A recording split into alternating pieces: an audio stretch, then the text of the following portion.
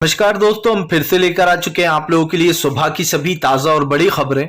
फटाफट अंदाज में एक एक कर बताएंगे आपको आज देश और दुनिया से क्या बड़ी खबरें निकलकर सामने आ रही हैं। लेकिन उससे पहले दोस्तों एक नजर डालेंगे सुर्खियों पर। प्रधानमंत्री नरेंद्र मोदी को राहुल गांधी ने सीधा दिया बड़ा झटका। बोले लोकतंत्र के लिए जेल जाने को भी तैयार। जी हाँ, आपके बता दें कांग्रेस के बड़े नेता ने कर दिया इशारा। वहीं पर अगली बड़ी खबर में हम आपको बताएंगे दोस्तों बीजेपी को लगा बड़ा झटका। मध्य प्रदेश से लेकर तो राजस्थान तक कांग्रेस का हल्ला बोल, हर जगह कांग्रेस का प्रदर्शन जारी। वहीं पर अगली बड़ी खबर में हम आपको बताएंगे दोस्तों केजरीवाल ने फिर से प्रधानमंत्री को बोल दिया अनपढ़। बोले फिलहाल अगर देश के प्रधानमंत्री पढ़े लिखे होते तो देश आज 10 साल पीछे नहीं आगे जाता। वहीं पर अगली बड़ी खबर में हम आपको बताएंगे दोस्तों दिग्विजय सिंह ने मध्य प्रदेश में बीजेपी को दिया बड़ा झटका। जी हां, बीजेपी के पूर्व एमएलए ने साधा कांग्रेस का दामन। वहीं पर अगली बड़ी खबर में हम आपको बताएंगे दोस्तों, दरअसल आपको बताते चले भारतीय जनता पार्टी के खिलाफ जमकर गरजी ममता बनर्जी। बोले बिहार की हिंसा में बीजेपी का हाथ, ना उसमें हिंदू थे ना मुस्लिम, बीजेपी बाहर से पकड़ के लाई थी गुंडों को। इसके बारे में आपको बताएंगे।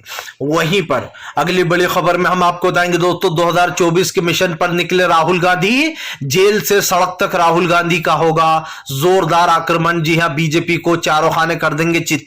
वहीं पर अगली बड़ी खबर में हम आपको बताएंगे दोस्तों, दरअसल आपको बताते चले संजय रावत ने बीजेपी को चेताया। बोले अगर मैंने मुंह खोल दिया तो बुरी फंसेगी बीजेपी। आपको बता दे दरअसल लॉरेंस बिश्नोई की गैंग ने अब संजय रावत को मारने की धमकी दी। बोले दिल्ली में उड़ा देंगे।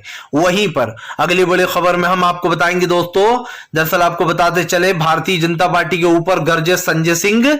बोले बीजेपी ने केजरीवाल के ऊपर 25,000 का जो जुर्माना लगवाया है ये बीजेपी की बौखलाहट है। साफ दिख रहा है कि पीएम पढ़े लिखे नहीं है, उनके हर शब्द पर आती है मुझे हंसी।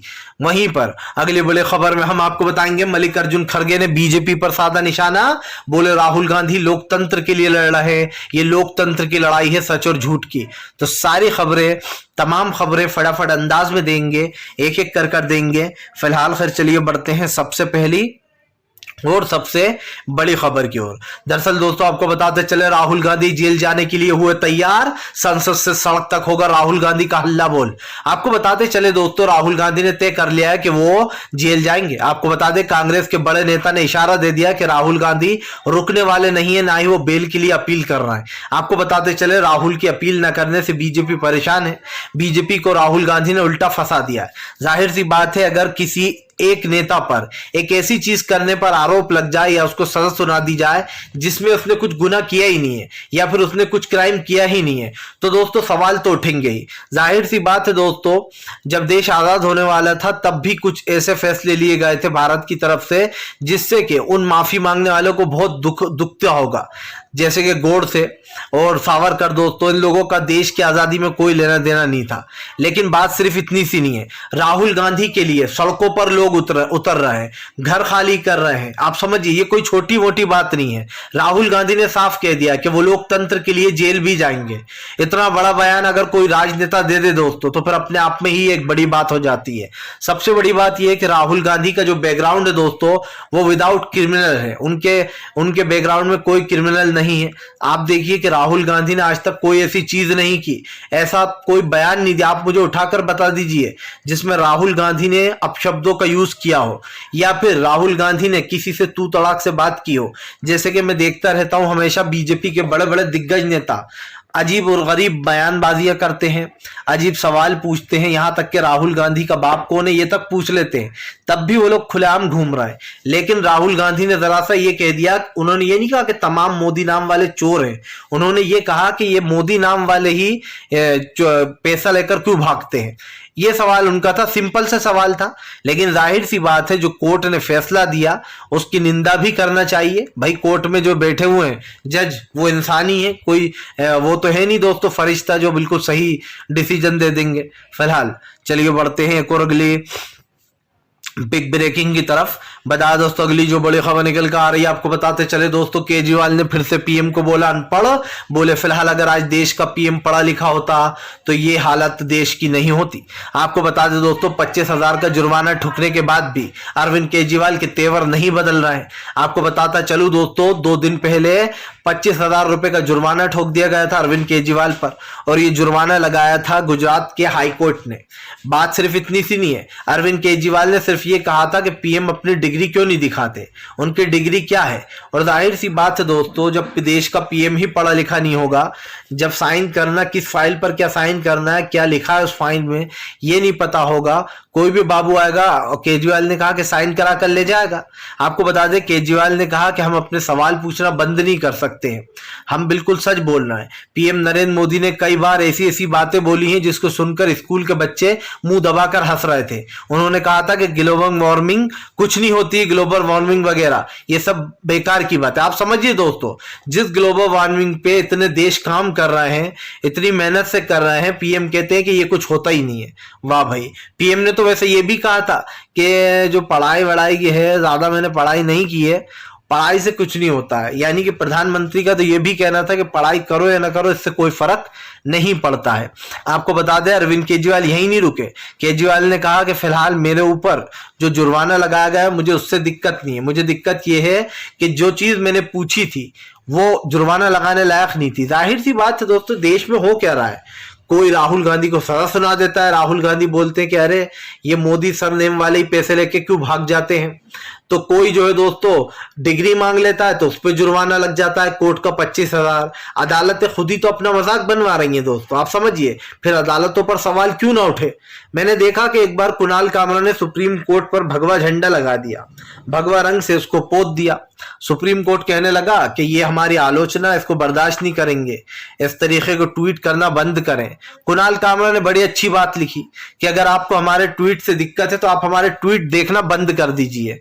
जाहिर सी बात है, सुप्रीम कोर्ट हो, हाई कोर्ट हो, कहीं पर भी अगर डिसीजन गलत आएगा, जज कुछ गलत देगा डिसीजन, सवाल तो उठेंगे भैया, और सवाल उठेंगे तो आपको शर्मिंदगी भी झेलना पड़ेगी। फिलहाल चलिए बढ़ते हैं एक और अगली बिग ब्रेकिंग की तरफ। बता दोस्तों, अगली जो बड़ी खबर निकल कर आ रही है, राहुल गांधी सत्य के लिए जेल भी जाएंगे, लड़ाई भी लड़ेंगे, मल्लिकार्जुन खड़गे का बड़ा बयान। आपको बताते चले, मल्लिकार्जुन खड़गे ने बीजेपी के ऊपर हमला बोल दिया है। एक तरफ कांग्रेस सड़कों पर उतरी हुई है तो दूसरी तरफ मल्लिकार्जुन खड़गे लगातार बीजेपी के ऊपर हमलावर है। मल्लिकार्जुन खड़गे का कहना है कि राहुल गांधी जी देश के लोकतंत्र के लिए लड़ रहा है और बीजेपी लोकतंत्र को खत्म कर रही है। इस लोकतंत्र की लड़ाई में दोस्तों एक जीतेगा एक हारेगा। अब वो कौन जीतेगा कौन हारेगा ये आपको बहुत जल्द पता चल जाएगा।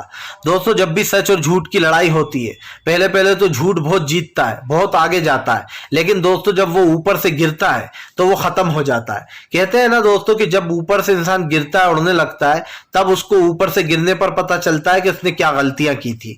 और ये सरकार दोस्तों वैसे ही अभी आसमान में उड़ रही है। मल्लिकार्जुन खड़गे ने कहा कि पहले राहुल गांधी को जानबूझकर दोषी करार दिलवाया गया, उसके बाद उनकी सदस्यता तुरंत छीन ली गई। आप समझिए, बड़े कोर्ट के फैसले का इंतजार भी नहीं किया गया। यही नहीं दोस्तों, यहां तक के राहुल गांधी जो है दोस्तों, उनको इतना ज्यादा परेशान किया गया कि अब उनके बंगला खाली कराने का नोटिस जारी किया गया। कांग्रेस लगातार सत्याग्रह कर रही है, हर राज्य में कांग्रेस जो है बीजेपी के खिलाफ प्रदर्शन कर रही है। यही नहीं, अभी आने वाले समय में कांग्रेस का इससे बड़ा प्रदर्शन होने वाला है, पूरा देशव्यापी आंदोलन होगा। मोदी सरकार की तानाशाही दोस्तों अब इस देश में और नहीं चलने वाली। देश की जनता ने आपको जो यहां पर वोट देकर चुना, आप लोगों की, आप समझिए, उस सरकार की नींव हिला रहा हो जिसने देश के लोकतंत्र की पहली नींव रखी थी। दोस्तों, आप उस सरकार के में क्या क्या बोलते हो, कभी कहते हो आपके नेहरू सरनेम क्यों नहीं रखते भैया, नाना का सरनेम कौन रखता है, पहले तो मोदी ये बता दें। उसके बाद आप कहते हो कि भैया कब्रिस्तान बनेगा तो शमशान भी बनेगा। अब तक तो आप पे 100 FIR हो जाना चाहिए थी और 100 केसों में आपको 2-2 साल की सजा हो जाती, तो फिर, लेकिन आप तो बच गए, राहुल गांधी को सजा दिलवा दी। चलिए बढ़ते हैं एक और अगली बिग ब्रेकिंग की तरफ। बता दोस्तों, ममता बनर्जी ने मोदी सरकार की उखेड़ी बखिया, बोले बंगाल में हिंसा फैलाने वाली बीजेपी लाई थी अपने बाहर से गुंडे। दरअसल दोस्तों, ममता बनर्जी की मुझे यह आदत बहुत अच्छी लगती है। उन्होंने कभी आज तक हिंदू मुसलमान नहीं करा, और ये राजनीति शायद कोई भी विपक्ष का नेता नहीं करता है, सिर्फ बीजेपी को छोड़कर। बीजेपी ही दोस्तों हमेशा हिंदू मुसलमान की राजनीति करती है। और आप समझिए इससे हासिल क्या होता है, हमारे हिंदू और मुस्लिम भाई तो आज भी वैसे ही भाईचारे में है। लेकिन बीजेपी राजनीति करने के लिए जब जब चुनाव करीब आता है उसका हथकंडा सेम है। वो एक ही पैटर्न की राजनीति करती है, हिंदू मुस्लिम को लड़वाओ और आपस में खुद का फायदा ढूंढ लो। ये बीजेपी की पुरानी राजनीति है। अब ममता बनर्जी ने दोस्तों बहुत बड़ा बीजेपी पर निशाना साध दिया और बहुत बड़ा भाषण भी दे डाला। ममता बनर्जी ने कहा कि जिन्होंने हिंसा फैलाई वो लोग हिंदू नहीं थे, उन्हें बाहर से लाया गया था अपराधियों का। देखिए दोस्तों, ये बात सुनिए कि ममता बनर्जी ने क्या कहा कि जिन लोगों ने हिंसा फैलाई वो हिंदू नहीं थे, उन्हें बाहर से लाया गया था। अपराधियों का कोई धर्म नहीं होता। बीजेपी ने सुनियोजित तरीके से सोची समझी साजिश के तहत हिंसा भड़काई और जो है सोची समझी साजिश के तहत वो बंगाल को अशांत करना चाहती है। अल्पसंख्यक समुदाय के लोगों पर हिंसा में शामिल होने का कोई सबूत नहीं मिला है, क्योंकि अल्पसंख्यक लोग जो यानी कि जो मुस्लिम हैं वो लोग रमजान में व्यस्त हैं, उनके पास इतना टाइम नहीं है कि वो इस तरीके के कामों में शामिल हो। अब आप समझिए, ये होता है दोस्तों एक राज्य का सीएम जो सब आप समझिए हर धर्म के लोगों को इक्वल तरीके से तोड़े। अब अगर यही काम दोस्तों किसी बीजेपी शासित राज्य में हुआ होता तो मैं आपको लिख के दे दूं, अब तक इसमें 50 मुस्लिमों को गिरफ्तार कर लिया होता, उनके ऊपर ही झूठा इल्जाम डाल दिया होता। जब कोर्ट में वो लोग पेश होते, अदालत कहती कि सबूत क्या है कि इन लोगों ने ही फैलाया है, तो बीजेपी दोस्तों चुपचाप खड़ी हो जाती, क्योंकि उसके पास कोई सबूत ही नहीं होता कि किन लोगों ने फैलाया। वो बिना सबूत के बस उन लोगों को उठाती जाती है जो लोग आप समझिए जिसके बारे में बजरंग दल और विश्व हिंदू परिषद के लोग बताते हैं। मतलब कि बीजेपी को दोस्तों सच झूठ से कुछ नहीं लेना है, उसको बस कुछ ऐसे मुस्लिमों को ढूंढना है जिसके ऊपर वो झूठा आरोप लगा सके और जेलों में डाल सके। अब ममता बनर्जी चाहती तो वो भी यही कर सकती थी कि हिंदुओं को मनाने के लिए मुस्लिमों को जो यहाँ पर कह देती कि यही लोग हैं जिन्होंने हिंसा फैलाई है। लेकिन सच्चाई क्या है दोस्तों? सच्चाई ये है कि ममता बनर्जी ने कभी ऐसा नहीं किया और ये आदत मुझे उनकी बहुत पसंद भी है। उनकी क्या खैर दोस्तों, देखिए जितने भी विपक्ष के नेता है ज्यादातर वो लोग भी इसी तरीके से राजनीति कर रहे हैं, लेकिन बीजेपी जो है वो एक ही राजनीति करती है, सिर्फ मुस्लिमों को फंसाओ राजनीति। तो ममता बनर्जी ने साफ कर दिया कि इसमें ना हिंदू भाइयों को कुछ लेना देना है ना मुस्लिम भाइयों का। ये तो दोस्तों बाहर से लाए गए गुंडे थे जो पत्थरबाजी करके गए। चलिए बढ़ते हैं एक और अगली बिग ब्रेकिंग की तरफ। बता दोस्तों अगली जो बड़ी खबर निकल कर आ रही है, आपको बता दें दोस्तों कांग्रेस ने कर दिया ऐलान, पूरे महीने भर करते रहेंगे। जी हाँ, आपको बता दें आंदोलन। दरअसल दोस्तों कांग्रेस चुप बैठने के मूड में नजर नहीं आ रही है। आपको बता दें बीजेपी के खिलाफ सड़कों पर कांग्रेस का जोरदार प्रदर्शन चल रहा है। गली कूचे लोगों के घरों में जाकर बीजेपी की सच्चाई बताई जा रही है। यही नहीं, आपको बताते चले कांग्रेस के दिग्गज नेताओं ने ऐलान कर दिया है कि राहुल गांधी के समर्थन में ये जो यात्रा है दोस्तों ये निकलती रहेगी जब तक 1 महीना नहीं हो जाता है। आपको बताता चलूं यहाँ पर सीधे सीधे कपिल सिब्बल ने बीजेपी पर निशाना साधा है। उनका कहना है कि राहुल गांधी को आने के लिए बीजेपी ने यह सब कुछ किया है। कपिल सिब्बल ने कहा कि बीजेपी जानबूझकर ऐसे आरोप बनती है जिससे विपक्ष बाहर ना निकल पाए। चलिए बढ़ते हैं एक और अगली बिग ब्रेकिंग की तरफ। बता दोस्तों अगली जो बड़ी खबर निकल कर आ रही है, आपको बता दोस्तों सिद्धू मूसावाला की मौत के बाद अब संजय रावत को मिली धमकी, दिल्ली में जान से मार दूंगा, विश्नोई गैंग ने दी धमकी। आपको बता दोस्तों लॉरेंस विश्नोई गैंग जो कि आजकल काफी सुर्खियों में है। अब आपको बता दें सलमान खान के बाद अब जो है यहाँ पर संजय रावत को धमकी दी गई है। संजय रावत का कहना है कि उनके पास एक धमकी भरा कॉल आया और जो लॉरेंस विश्नोई है उसकी गैंग ने धमकी दी है कि वो संजय रावत को दिल्ली में उड़ा देंगे। दरअसल दोस्तों मामला पूरा क्या है समझिए। सब जानते हैं कि इस वक्त बीजेपी के ऊपर लगातार संजय रावत हमलावर है। संजय रावत ने कहा पहले तो मेरी सुरक्षा घटा दी गई लेकिन मैंने इस बारे में कोई शिकायत दर्ज नहीं कराई। संजय रावत ने कहा कि सुनियोजित तरीके से महाराष्ट्र में दंगे फैलाए गए। जब हमारी सरकार थी उद्धव ठाकरे की तब एक भी बार कहीं पर ऐसा महाराष्ट्र में नहीं हुआ, लेकिन बीजेपी ने कोई कार्रवाई नहीं की महाराष्ट्र पे लोगों पर। आपको बता दें दोस्तों बीजेपी पर यह आरोप लग रहा है कि बीजेपी ने जो है यहाँ पर सुनियोजित तरीके से महाराष्ट्र और अलग राज्यों में दंगे करवाए हैं खुद के लोगों को भेजकर। अब आप सोचेंगे इससे बीजेपी को क्या फायदा है। आप सब जानते हैं कि विधानसभा चुनाव आ गए हैं। जी हाँ, और विधानसभा चुनाव कहाँ है दोस्तों? कर्नाटक से लेकर तो दूसरे राज्यों में विधानसभा चुनाव है। जानबूझकर कर्नाटक के बेंगलुरु में भी दोस्तों एक बड़ा हमला करवाया गया मुसलमानों पर। कुरान की तिलावत करते समय पीटा गया एक व्यक्ति को। इस तरीके की भी खबरें निकल कर आई। आपको बता दें पूरा मामला निकल कर सामने आया है कि जानबूझकर अलग अलग राज्यों में हुआ। ये भी आप देखिए कहाँ कहाँ कराया गया, बिहार, कर्नाटक पश्चिम बंगाल और महाराष्ट्र, इन 4 राज्यों में जो यहाँ पर ऐसी स्थिति बनी है। लेकिन सबसे बड़ी बात यह है दोस्तों कि ये ऐसा कैसे हो जाता है कि जब यात्राएं निकाली जाती है मुस्लिम भाल्य इलाके से दोस्तों, तभी ये पत्थरबाजी होती है। मैं बताता हूं क्यों। क्योंकि दोस्तों उसमें बजरंग दल के लोग रहते हैं, उसमें विश्व हिंदू परिषद के लोग भी रहते हैं। ये दोनों दोस्तों आप समझिए दंगाई हैं, बजरंग दल भी और विश्व हिंदू परिषद भी, ये दोनों जब साथ में होते हैं तो इन लोगों का पूरा प्लान ही ये रहता है कि ये दंगे फैलाए।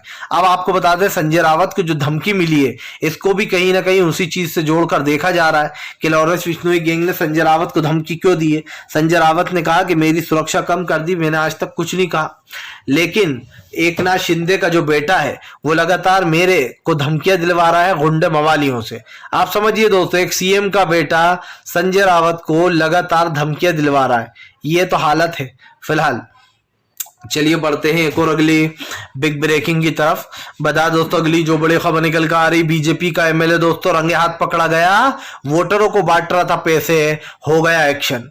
दरअसल दोस्तों बीजेपी को 2 चीजें आती हैं। पहला ये, या तो जनता वोट दे तो ले लो और अगर ना दे तो पहले जनता को डराओ धमकाओ, अगर इससे ना माने तो लोगों को पैसे बांटो। और बीजेपी की पैसों बांटो वाली जो राजनीति है ये हमेशा सामने आ ही जाती है। आपको बता दें दोस्तों मामला था बिहार का। बिहार में दोस्तों आपको बताते चले एमएलसी चुनाव हो रहे थे। एमएलसी चुनाव के दौरान मंत्री महाशय को लगा कि मुझे पैसे बांटना चाहिए, लोगों को वोट अपने आप ही आ जाएंगे। मंत्री महाशय दोस्तों वोट मांगने, आप समझिए वोट मांगने के लिए पैसे बांटने निकल पड़े। उनका वीडियो हो गया सोशल मीडिया पे वायरल।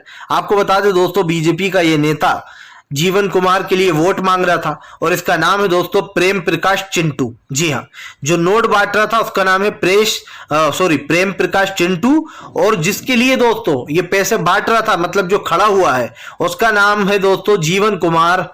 जी हाँ, अब आप समझ लीजिए कि बिहार में एमएलसी चुनाव में रंगे हाथ बीजेपी का नेता पैसे बांटता है। चुनाव आयोग कहां था दोस्तों, सो रहा है क्या चुनाव आयोग? तभी चुनाव आयोग पर सवाल उठते हैं कि चुनाव आयोग अब भाजपा आयोग में तब्दील हो चुका है। राहुल गांधी की बातों को झुटलाया नहीं जा सकता। राहुल गांधी ने जैसे कहा था कि एमवीएम बन चुकी है अब ईवीएम यानी कि मोदी वोटिंग मशीन, ऐसे ही दोस्तों अब चुनाव आयोग के ऊपर लोग भड़के हुए हैं। फिलहाल यहाँ पर एमएलसी चुनाव में हालांकि एक्शन लिया गया है। अब देखना ये होगा कि क्या एक्शन लिया जाता है, बस धमकी देकर छोड़ दिया जाएगा या फिर कुछ एक्शन सच में लिया जाएगा। चलिए बढ़ते हैं एक और अगली बिग ब्रेकिंग की तरफ। बता दोस्तों अगली जो बड़ी खबर निकल कर आ रही है, आपको बता दें संजय सिंह ने फिर से बोला मोदी सरकार पर बड़ा हमला। बोले केजरीवाल जी ने कोई गलत बात नहीं की। जी हाँ, हम कोर्ट के फैसले से दुखी। आपको बता दें संजय सिंह का कहना है कि क्या केजरीवाल ने कोई गलत सवाल पूछ लिया था जो कोर्ट ने 25,000 का जुर्माना लगा दिया। आपको बता दें दोस्तों अरविंद केजरीवाल ने एक सीधा सा सवाल पूछा कि हमारे देश के पीएम की डिग्री क्या है। कोर्ट कहता है कि ये पूछने की जरूरत नहीं और 25,000 का जुर्माना लगा देता है। सवाल ये उठता है कि भैया ये तो राजनीति है, तो कोर्ट इसमें क्यों दखल अंदाजी कर रहा है? मतलब कोर्ट ही ये तय करेगा कि राजनेता क्या बोले। अगर कोर्ट को यही करना ही है दोस्तों, आप समझिए चाहे वो सुप्रीम कोर्ट हो, हाई कोर्ट हो, गुजरात का हाई कोर्ट हो, कोई सा भी कोर्ट हो देश का, अगर ये करना है तो फिर हेट स्पीच पर रोक क्यों नहीं लगाई जाती? हैरत की बात यह है कि आप नुपुर शर्मा जैसे लोगों को तो बाकायदा राहत देकर गायब कर देते हो, नुपुर शर्मा की सारी एफआईआर पर रोक लगा देते हो, लेकिन अरविंद केजरीवाल कहते हैं कि पीएम की डिग्री क्या है तो उन पर 25,000 का जुर्माना लगा देते हो। राहुल गांधी बोलते हैं कि सारे मोदी ना सरनेम वाले ही पैसे लेकर क्यों भाग जाते हैं देश से, तो आप राहुल गांधी को 2 साल की सजा सुना देते हो। मतलब आपने तय कर रखा है कि ये सारे कोर्ट सारी अदालतें सिर्फ मोदी सरकार के पक्ष में चलेंगी। अगर मोदी जी कुछ भी गलत कह दें तो उनके ऊपर कोई कार्रवाई नहीं होगी, लेकिन अगर विपक्ष का कोई भी नेता बीजेपी पर सवाल उठता है तो या तो उसके ऊपर एफआईआर हो जाती है या उसको जुर्माना चुकाना देना पड़ता है या फिर राहुल गांधी की तरह 2 साल की सजा सदस्यता भी चली जाती है। शर्म की बात है दोस्तों कि जब कानून तोल मोल कर ये देखने लगे कि सामने किसकी याचिका है, किसके खिलाफ क्या बोला है, तो शर्म तो आएगी ही। क्योंकि अगर ऐसा ही है तो नरेंद्र मोदी के खिलाफ भी फिर तो 2 साल की सजा सुनाना चाहिए। उन्होंने मंदिर और वो जो कब्रिस्तान और वो बात की थी कि शमशान भी बनना चाहिए। ये तो धर्म संसद वाले बोल थे। फिलहाल वीडियो अच्छा लगे तो लाइक करें, चैनल पे पहली बार आए सब्सक्राइब जरूर कर लें इसे वीडियो।